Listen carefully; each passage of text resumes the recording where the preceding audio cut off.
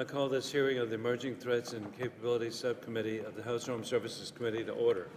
I am pleased to welcome everyone here today for this hearing on the fiscal year 2017 budget request for information technology and cyber programs. Lately, the Secretary has been highlighting the need for increased innovation in the Department of Defense through public-private partnerships, and I was grateful that Secretary Ashton Carter was here yesterday on this issue, so it's right on point, as well as the importance of generating new capabilities to offset growing advantages of future potential adversaries. I believe that information technology and cyber will both serve as key enablers and at the same time present key challenges for the Department as it tries to realize its vision. In this time of fiscal constraint, I also believe it is equally important to enforce management rigor to make sure that we are squeezing the most out of every defense dollar where it makes sense. We need to learn from industry and use the kinds of business analytics and business intelligence methods that work so well in the commercial sphere. That also means using commercial tools to the maximum extent, especially in areas like business systems and cloud computing. We need to find better ways to foster and maintain our own human capital to support the acquisition and management of information technology and cyber systems.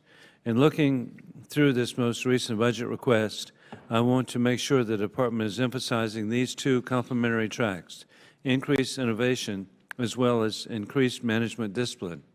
I would like to welcome our distinguished panel of witnesses and appreciate their perspectives on all of these issues. This panel includes the Honorable Terry Halvorsen, Chief Information Officer, Department of Defense, the Honorable Peter Levine, the Deputy Chief Management Officer, Department of Defense. I'd like now to turn to my friend and ranking member, Mr. Jim Langevin from Rhode Island, for any comments he'd like to make. Thank you, Mr. Chairman. Thank you for convening this hearing, and I want to thank you to our witnesses for testifying today on the President's fiscal year 2017 budget request for information technology and cyber programs. Last week, we heard about the Cyber Mission Force build and operations from Admiral Rogers, and today we'll hear about the infrastructure our warfighters operate within and defend for the enterprise. Cyber Command has advocated for the ability to see the network in order to provide better defense. The Joint Information Environment, or JIE, is the guiding effort for achieving this capability, and today I hope to hear about the progress made under the JIE umbrella, governance for this effort, and service contributions. Another major undertaking I'd like to discuss today is implementing the Department's cloud strategy. The DoD's migration to the cloud is slow due to laborious certification requirements and an acquisition system unable to keep up with cloud services procurement. This also seems to hinder any efficiency or cost savings that could otherwise be achieved. Finally, the DoD has been tasked with building and maintaining the IT system for OPM's new National Background Investigation Bureau. While it makes sense the Department provide expertise on building a secure system, I'm concerned the DoD is assuming all the risk by providing resources and assuming responsibility for decisions made outside the Department. As a longtime advocate for cybersecurity within this subcommittee, I'm glad we've taken the time to not only discuss the build and operations, but also the infrastructure our cyber warriors operate within every day over the last few weeks. Again, thank you, Mr. Chairman, and I want to thank our witnesses for being here today to discuss this important topic, and I yield back the balance of my time. Thank you, Mr. Langevin. And now, welcome again to our witnesses. Your written statements will be submitted for the record, so we ask that you summarize your comments in 5 minutes or less, and then after that, each of the persons on the subcommittee will go through a 5-minute process, and Kevin Gates will make sure it's done correctly. So we now begin with Mr. Halvorsen. Good afternoon, Mr. Chairman, Ranking Member, and distinguished members of the subcommittee. Thank you for this opportunity to testify before the subcommittee today on the Department's information technology budget request. As the Department's CIO, I am the principal advisor to the Secretary of Defense for information management, IT, cybersecurity, communications, positioning, navigation, and timing, spectrum management, senior leadership, nuclear command control, and communications matters.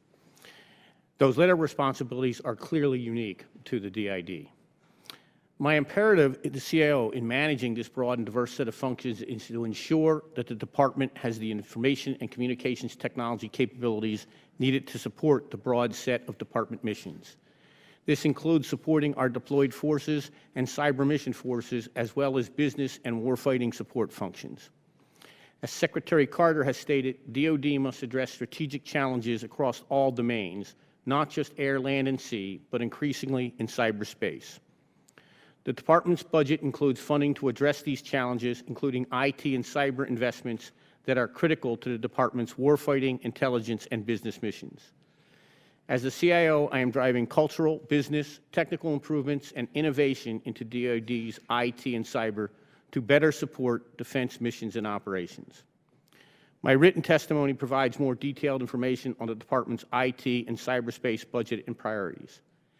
I want to emphasize that these efforts require teamwork and partnership within DoD, which includes DISA, USD, AT&L and Policy, U.S. Cybercom, DCNO, and other partners. External partnerships to DoD will also be critical to include Congress, industry, and our allies. I strongly believe an expanded partnership with industry will be essential to expanding and maintaining technological advantages while improving our fiscal accountability. I thank you for your interest and support, and I look forward to your questions. Thank you, Mr. Halvorsen. We now proceed to Mr. Levine. Thank you, Chairman Wilson, Ranking Member Langevin, members of the subcommittee. I'm Peter Levine, and I'm the Deputy Chief Management Officer of the Department of Defense. 2 years ago, this committee enacted legislation which will merge the offices of the DCMO and CIO. However, that legislation does not take effect until the beginning of the next administration. So until that time, the CIO, Mr. Halvorsen, will remain the responsible official within OSD for IT, cybersecurity, and many of the other issues addressed in your letter of invitation. The DCMO's role, until such time as this merger takes place, is limited to reviewing and approving of investments in IT business systems. We do thank you in that regard for last year's NDAA, in which you substantially streamlined and gave us more flexibility in the way we do this.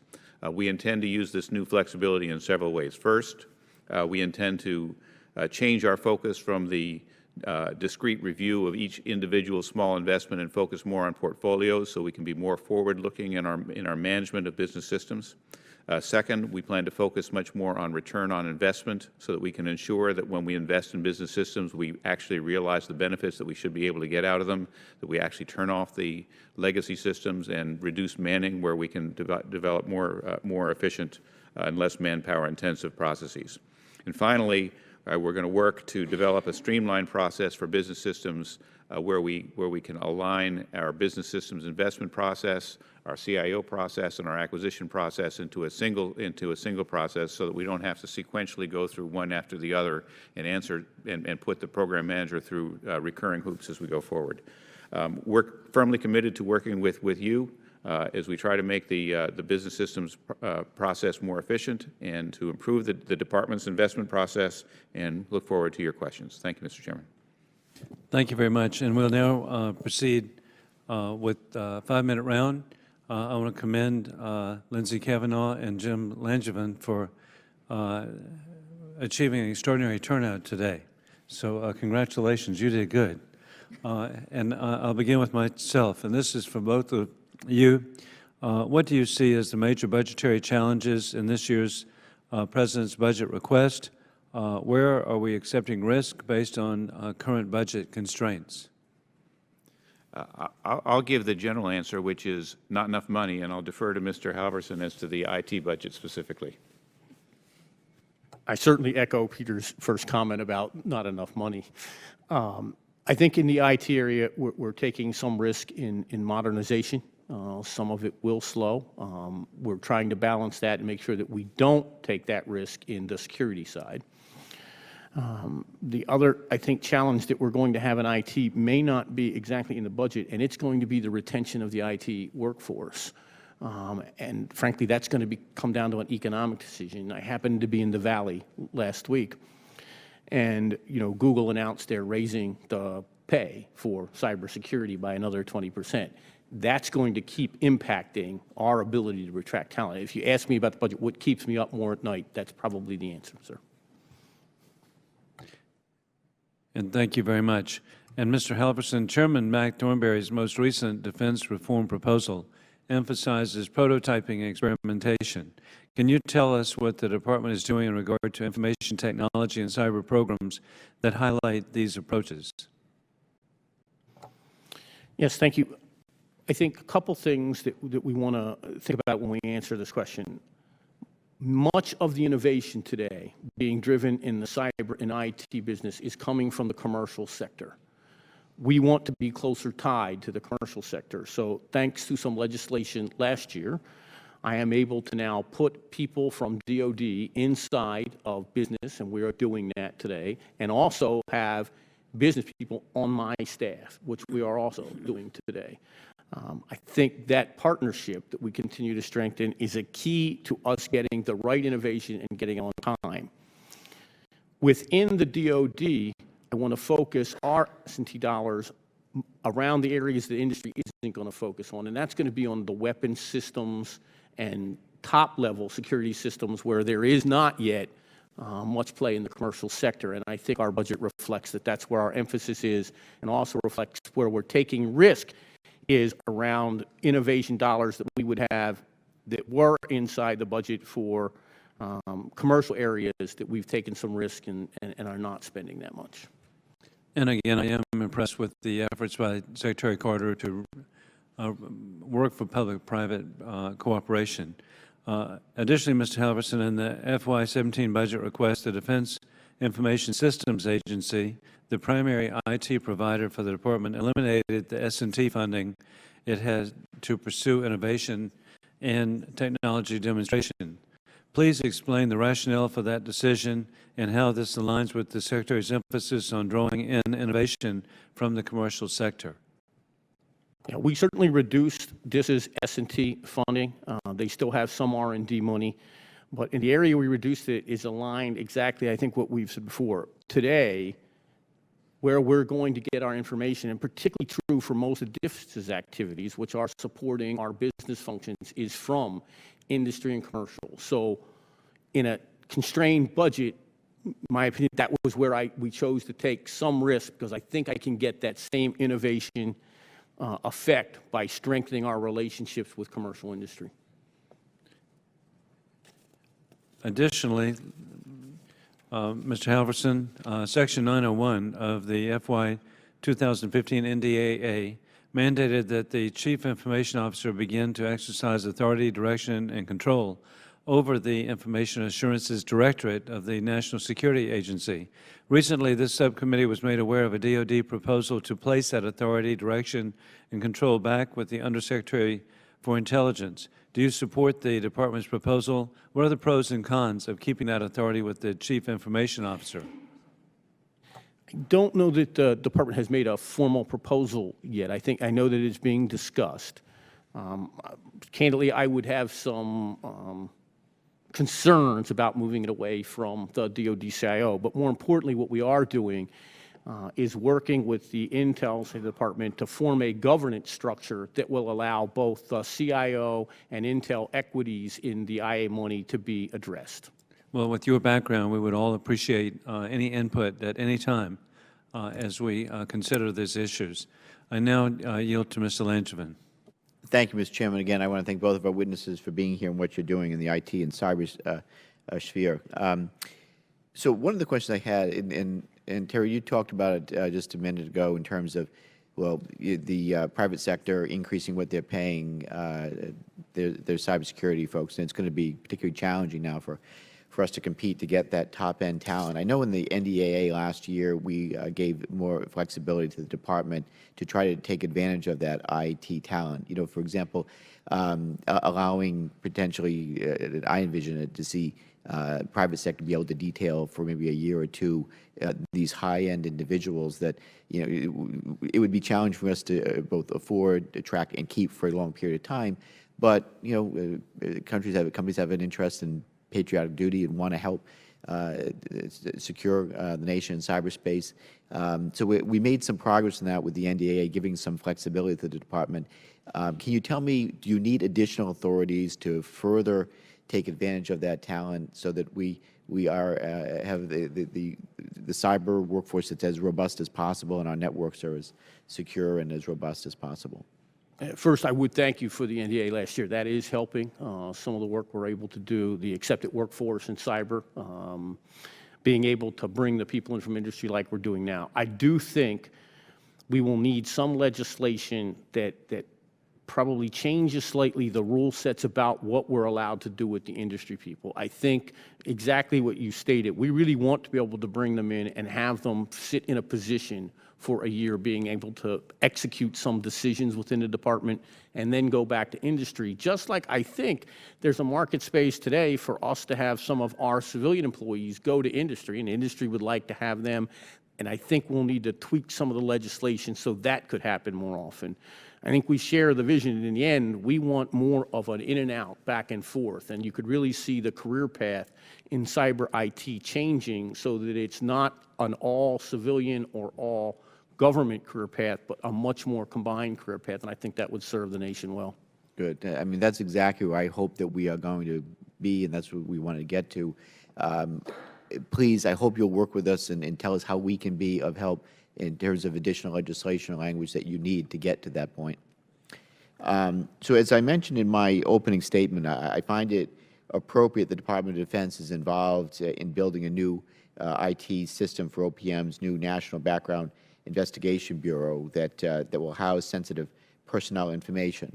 However, I'm concerned that the DoD has been given guidance and deadlines that are not realistic and is assuming all responsibility for performance when the decision-making authority may be shared. So my questions are, can you describe the Department of Defense's role in building and maintaining a new IT system? Specifically, what is the amount requested for fiscal year 2017 as well as in the out years? Was additional money added to the top line for DIS's role in this effort, or is it coming out of Hyde? What other resources are being provided for this effort? Is the current workforce sufficient to meet the demand, or will additional personnel be billeted? Will the Department have sole decision-making authority in building and maintaining the system, or is it shared with OPM and other communities? And what timelines have been established for delivering the system? And Mr. Levin, if I could, Levine, what role will you have in doing business process reengineering to change the way NBIB does business so it fits the IT system, not the other way around? And if you need me to repeat any part of that, I'll be glad to. Sorry, it's such a long list. So, sir, what I'd like to do, because I do think that question deserves a lot of matter, is I'll make some comments on it, but I'd also like to take that for the record and get back to you with some of the specifics answers. Fair enough. For 17, it's $95 million. There was a top-line increase to DOD for doing some of this. We'll get you the exact numbers across the fit-up. I think I'd be foolish if I said there's not some concern on DOD's part about how this is going to work. And what I would assure you is, from a standpoint of the build, we're going to get the requirements from the group that's looking at how we're going to redo the whole investigation process. When I have those requirements, and that group starts next week, and we have membership on it, we will build a system that supports those requirements that also ensure security. If at any time I think that that's not happening, I will be the first to let you know. I am comfortable right now that we've worked out a governance process with OPM and OMB that makes DOD the decision maker for all of the technical decisions and the security decisions. But I am still concerned, and we'll have to see how that goes forward. And I'll get you more detail on the rest of the question. I'd appreciate whatever additional detail you could provide, and rest assured we stand ready to support you in this effort as you make the transition. And Mr. Levine. With regard to the business process reengineering, we definitely have less of a role in that than we would have if the entire mission had been transferred to the Department of Defense. However, it was never going to be entirely Department of Defense in any case, because, as you know, the DNI establishes security clearance policy. So we're always going to have to work with outside agencies and reconcile differences with outside agencies. We are undertaking with the Undersecretary of Defense for Intelligence to re-engineer the DoD part of the process. We're looking at continuous evaluation. We're looking at other measures to streamline our organization and streamline our part of the process. And we do still have significant pieces of the process. It's the investigation piece that OPM has, but not the entirety of the process. As we do that, we'll see places where we're going to want help. We're going to want changes in the OPM piece of the process, and we'll have to work that through the interagency because we don't control it, but we will work it through the interagency process. Very good. Thank you. You get back. Thank you, Mr. Langevin. We now proceed to Congressman Doug Lamborn of Colorado. Thank you. And I'll get to the budget implications of this in just a minute, but how active are we in working with allies, NATO allies, Israel, et cetera, in combating cyber threats and cyber attacks? Extremely active. A couple of the things that we have done that I can talk about in this forum, within the Five Eye community, we actually established last year a CIO Five Eye group that meets physically every 6 months, virtually every quarter. Our next meeting is in London, where cybersecurity is certainly one of the big topics. We've had visits to Israel, exchanging data.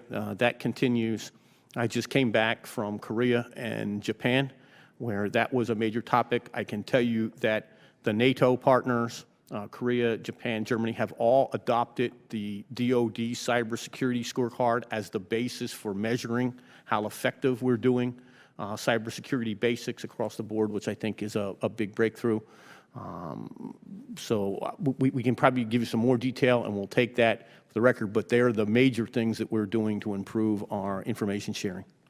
Well, that's good to hear. And do you have any recommendations in the budget on maybe making that even stronger? Or, I mean, I know you have a good budget that you're defending right now, but do you see any room for improvement in that area in particular?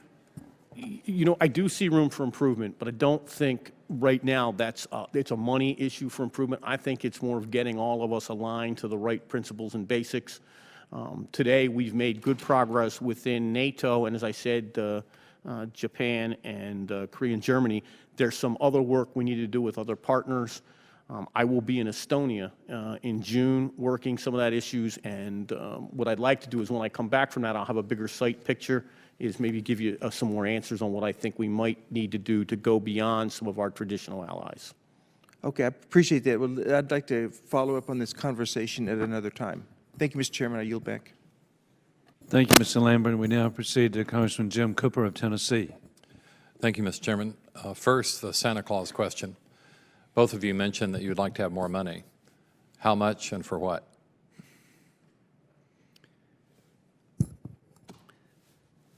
I would say that as the DCMO, my responsibility is finding efficiencies. I'm not actually looking for more money. The department is looking for more money. I'm trying to identify efficiencies within the department where I can free up money so that we can invest more in the long-range science and technology programs and force structure and things that we need to keep our force ready and ready to go today and ready to go in the future. That's where I mean more money. I defer to Mr. Halvorsen as to specific IT investments. I think to upgrade some of our legacy systems, and I can get back to you with a number on that, and to tie back with Peter, I think some investment in the legacy systems, and particularly some of the larger both HR personnel and pay systems, those investments would do two things for us. One, we would certainly improve security. There are some issues we need to fix there. Secondly, I think we could improve efficiency, and after we made those investments, I actually think the return on investment would be pretty good, but I will come back to you with a number, sir. Thank you. Now the Scrooge question. The Pentagon is the least auditable of all government agencies. It's been a risk factor for the GAO for 20 years, the #1 risk factor. Will your IT work help the Pentagon get audited faster? The answer is yes. Improved business systems, improved financial management systems definitely make an impact. We are much closer today to being auditable than we were 10 years ago. A significant part of that is because of the ERP investment, but there are many, many hurdles we have to get over that are not IT, and IT can't solve it by itself. We have policy issues that we've been kicking down the road 10 years that now that we're facing a 2017 deadline, we're finally getting people to be serious about and say, hey, yeah, we actually have to make those decisions. We have to figure out how we're going to go about that. The DCMO co-chairs the governance board, the fire governance board, which is responsible for trying to drive the department toward audit with the comptroller, with Mike McCord. And since I arrived at the department about 10 months ago, we've been trying to, we've set the department on a program of identifying what our key interim milestones are that we need to hit in order to become auditable. We've identified a lot of things that should have been addressed 5 years ago or 10 years ago, but we're trying to chip away at them one at a time. And we think that the deadline is extremely constructive in pushing us toward that objective. The department seems to have an infinite ability to kick things down the stream, and facing a deadline that's 2 years away really helps focus the attention. Well, some people would say 2017 is next year, not 2 years away. It's October 1, 2017. I guess a year and a half is what that is. Yes, sir. Doesn't sound like you're very optimistic about meeting the deadline. When I came before the Senate Armed Services Committee for my nomination hearing about almost exactly a year ago, I testified that I had never been confident the department was going to meet the deadline, and I couldn't change my position just because I was testifying before confirmation. So I can't change my story now. I'm skeptical that we will have done everything we need to do, but I'm going to push as hard as I possibly can to get us there. Okay, now the long-awaited question of the ghost of Christmas past. The Joint Chiefs hack. There was apparently somebody who signed on to an email, like the equivalent of from the Nigerian prince or something. Has that person been identified who opened that foolish email, and would it help if they were identified, if they have not been identified previously? I will say that the people that opened the email have been identified, and we have looked at the reasons why. In some cases, we did some remediation.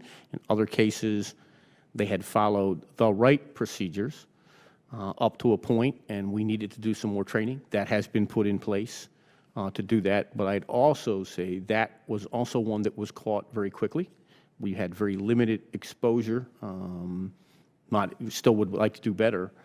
But the system, and when you look at the volume of email traffic that comes into DOD, how many we get, and the number of people that clicked, great improvement.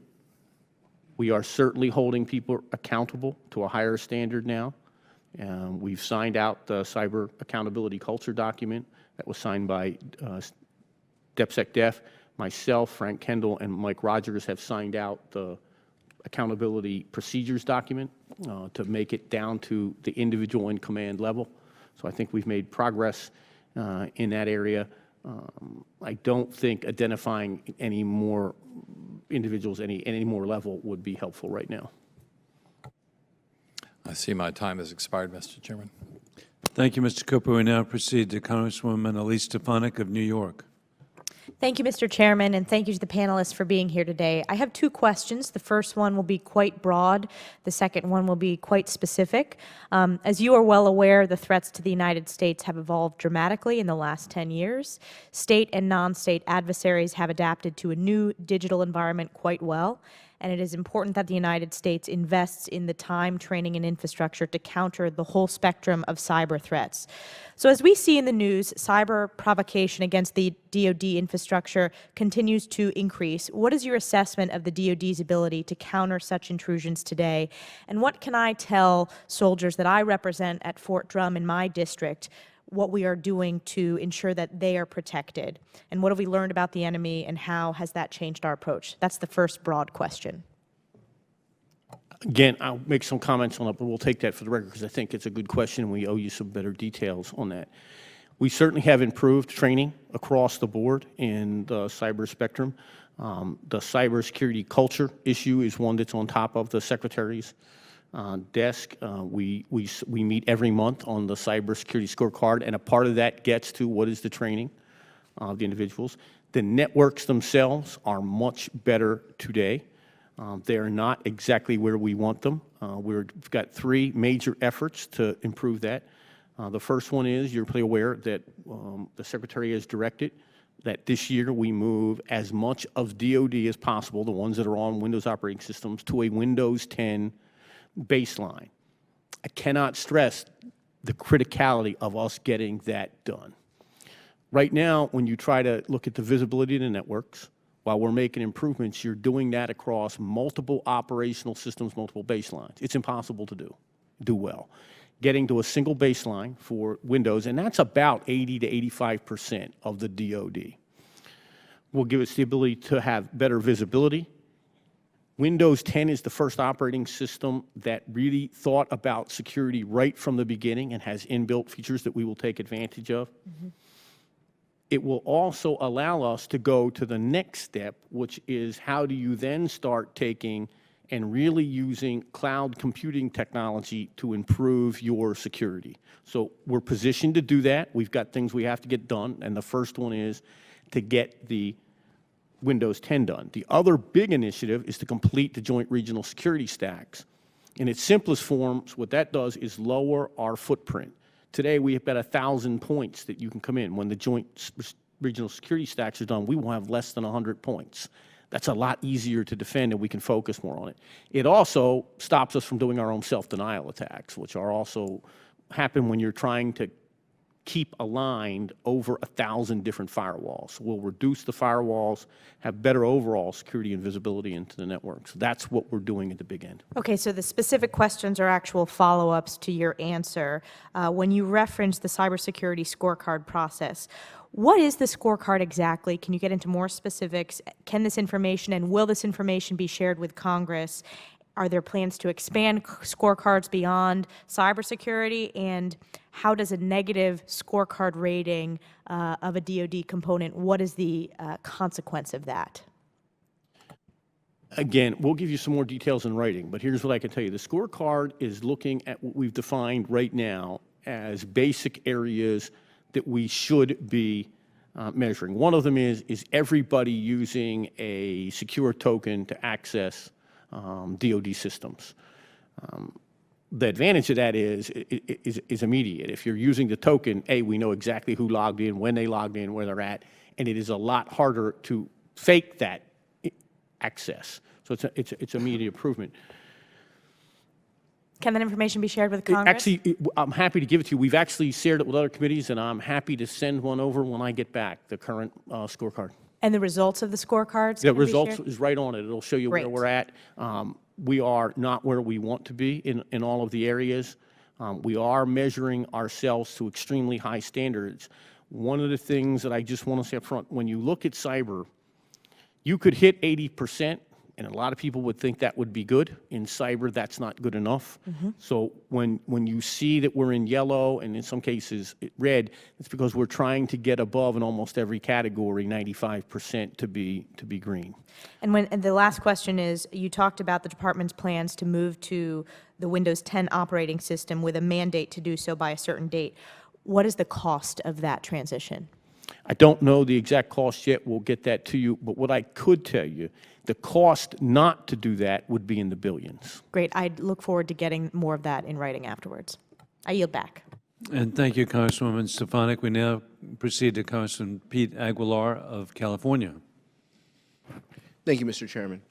Mr. Halvorsen, can you talk to me broadly about, in your testimony, you talk about cloud computing. Where will cloud computing be in 5 years and in 10 years?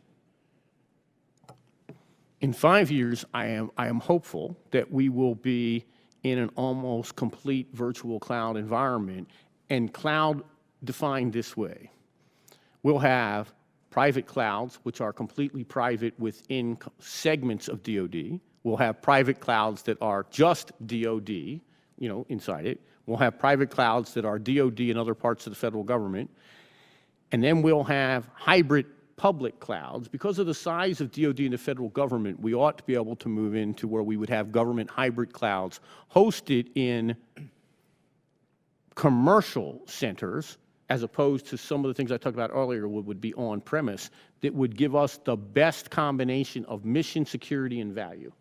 Is that what you mean when you talk about page 3 of your testimony, mission partner environment, when you're talking about commercially accessible, reconfigurable, and secure data that can be shared with commanders? A little broader than that. The mission partner environment would certainly use cloud technology, but in that part of the testimony, what I'm really talking about is how we would be able to support our COCOM commanders as they partner with both traditional and non-traditional allies to support whatever mission it is, to be able to stand up virtual networks on the fly, to be able to do that both at a secure level, at a speed level that we need, and then to keep it fiscally responsible.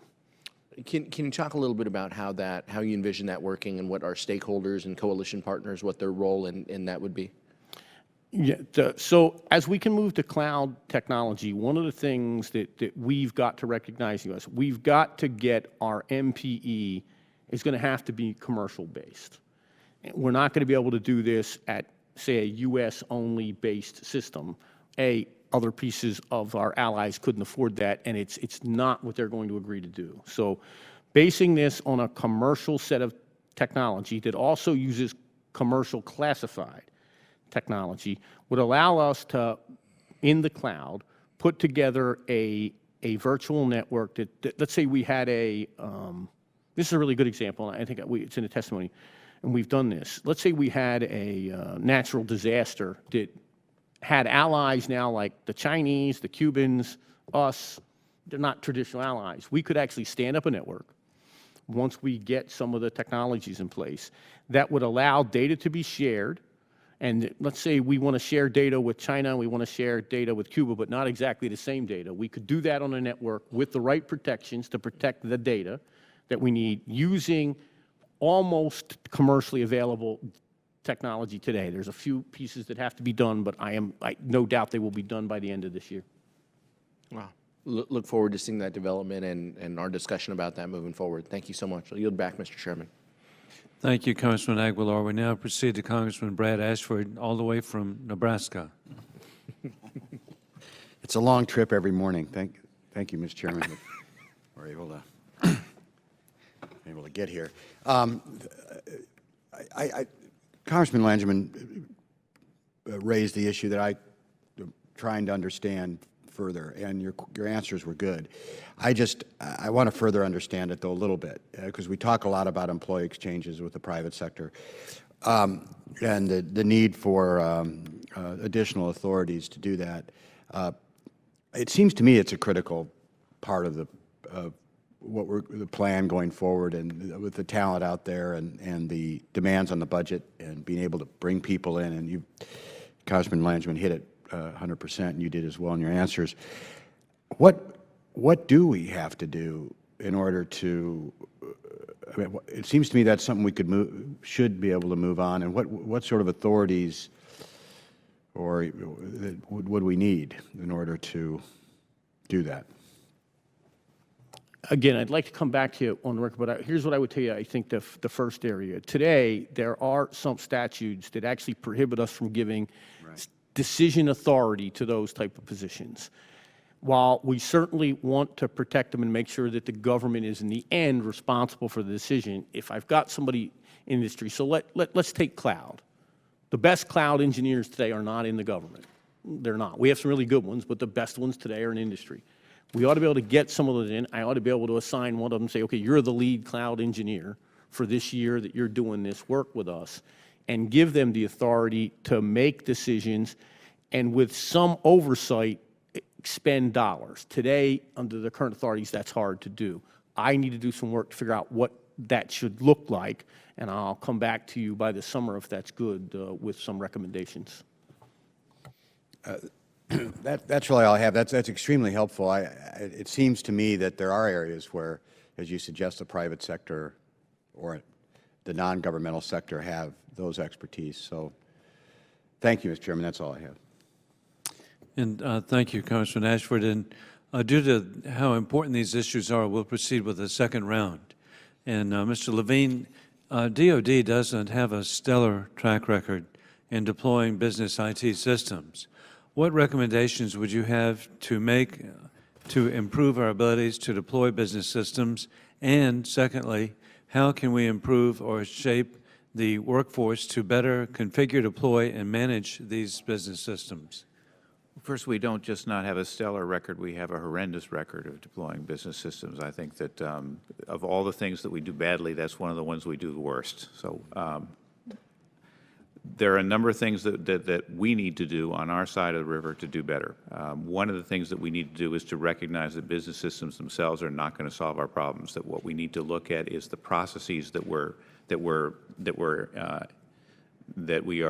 automating, so that if you try to automate an old process without looking at it and figuring out how it works, you're doomed to failure. We have tried many times to buy an off-the-shelf system and then said to the users of the system, well, you had the users of the system come in and tell us, well, that's not exactly the data we want this other data because that's what we've always used. And we start tearing apart the guts of an off-the-shelf system, and before you know it, we spent 5 times as much to re-engineer the system and to rebuild the system as the cost of the system itself. We have to control our own appetite, and that's something that we're working on within the department.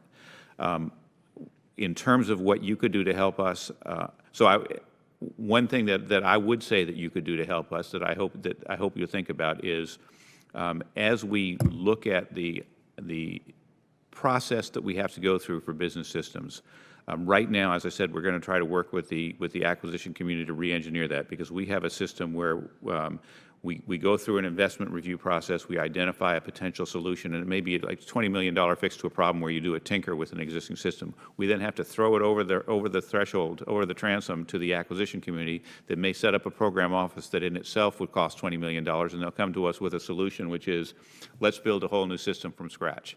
Well, that's crazy. So we're going to try to re-engineer that within the department. There may be places where we come to you for assistance in doing that re-engineering, and there's one place in particular I'd point to, which is right now, for what I presume are historic reasons, we have one set of thresholds for what are called major defense acquisition programs. We have another set of thresholds for what are called major automated information systems programs, MDAPs and MAZES. The MAZE thresholds are way, way lower, an order of, I don't know, a couple of orders of magnitude lower than the thresholds for MDAPs, but we treat them as the same thing. What that means is that when we have an IT, a business system investment, we trigger a process on the acquisition side which is as big and as clumsy as the process we have on the acquisition side when we're buying an aircraft carrier or a fighter aircraft or something like that. And if you're buying a business system, I'm not sure that makes sense. So I think if you look at where you treat MAZE systems and MDAPs the same and whether you need to treat them in the same way in legislation, I think that's something constructive that could help us in streamlining our own internal processes. Well, thank you for being so candid. And additionally, too, hey, technology changes overnight. And so I know it's an extraordinary challenge, but we appreciate both of you, what you're doing. Also, I'm grateful, Mr. Halvorsen, I notice your association with Rotary International, your service as a Paul Harris Fellow. I'm happy to be with you. So a question, Mr. Halvorsen, Spectrum is a vital resource for the department. However, it's also one that we're in increasing competition with the commercial sector. What challenges do you see over the next 10 years when it comes to the DoD use of Spectrum? What recommendations would you make to improve the responsiveness of the regulatory process to including national security concerns and economic priorities? So I think today we're in a good spot, hard work with Spectrum. We did well with the last auction, and the money is there to change where DoD can move and share Spectrum. What I worry about right now is that the private demand for Spectrum is going to exceed our ability to keep pace. And that we could, if we are not careful, put some national systems at risk. Some of this takes time, and in this business, I get that time is really valuable and it is money, but there is a physical limitation to how fast we can move the DoD systems either into the ability to share Spectrum or out of some Spectrum. And I worry, maybe because we're victims of our own success. We've done very well, and the legislation that's been written and the sharing has all worked to date. But what I hear from industry right now is, well, we want to go faster. And I don't know that we can go much faster today on how we look at spectrum, make the decisions of where we can get out and how we would share. I would also tell you that while I think industry is starting to look at making their own investments in helping us share, they're just starting that. And I think one of the things we need to look at is, I'm happy to be measured on how DOD is making investments to share. We ought to think about some measurements that we would give industry to say, how are you doing in making the investments to your contributions to helping us get to that state? Well, thank you very much. And now, Ranking Member Jim Langevin. Thank you, Mr. Chairman. Again, thanks to our witnesses for being here. So yesterday, I had the opportunity to sit down, have a sit down with Deputy National Security Advisor Everett Haynes and the Homeland Security Advisor Lisa Monaco to discuss the Comprehensive National Cybersecurity Initiative. And I've certainly been an advocate for many other proposals under the CNCI for some time, and specifically the appointment of an individual at the executive level to oversee federal cybersecurity enterprise. And it's one of the problems, I think, that particularly on the .gov side, they really don't have anybody in charge with both policy and budgetary authority that can reach across government and compel departments and agencies to do what they need to do in cyber. Hence, you have things like the OPM breach that happened.